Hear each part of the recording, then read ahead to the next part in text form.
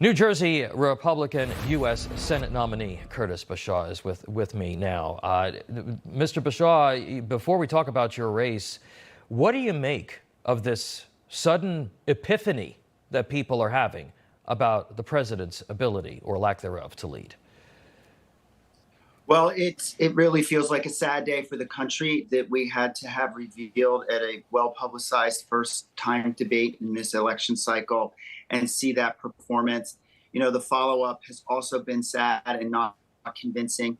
And the Democrats now are having a real day of reckoning internally about what to do. But also, it just makes it suspicious about why we haven't been more honest about this in this election.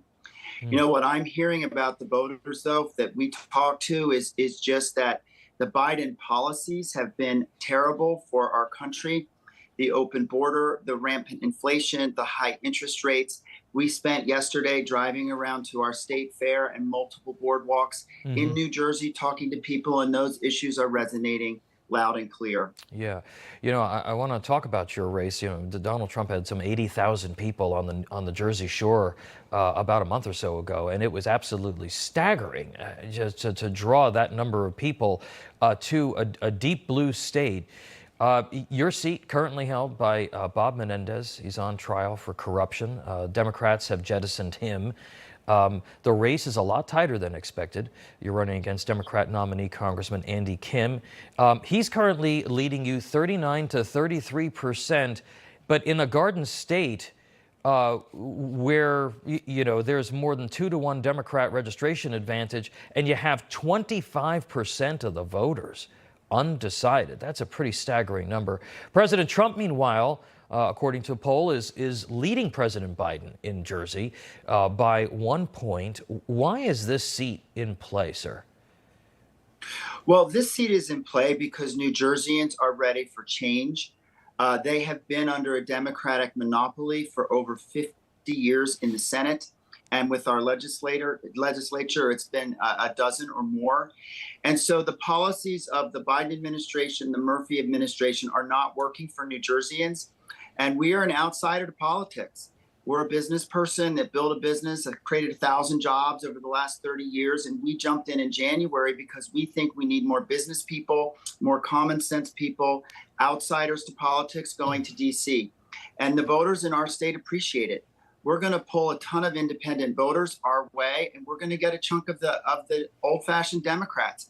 It's not your grandmother's Democratic Party anymore. Yeah. It's a radicalized party, and people understand that. Yeah. I want to talk about your background in business. You're a lifelong entrepreneur. You're a prominent industry leader in the hospitality industry along the resorts on the Jersey Shore. You know, a lot of folks in your position would say, oh, this is a mess. I don't want to get involved in politics right now in this country, in this time, in this age of social media, facing far-left Democrats who will literally say anything. Was there one particular moment or one particular thing that really made you say, you know what, I'm going to put all of this aside and I'm going to go into public service? Well, when Mr. Menendez had his second round of corruption, and then our governor's wife, Tammy Murphy, thought that she could just take the seat, that really was a galvanizing moment for me because it hasn't been working. And we jumped in January and haven't looked back since. It's been the most invigorating thing we've ever attempted to do.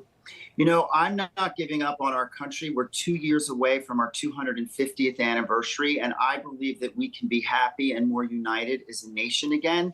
And we need outsiders to get involved in our politics and bring some fiscal discipline. And we're very excited about the race, and we love being an underdog. And we understand that we are in a breakaway moment here in New Jersey with this seat.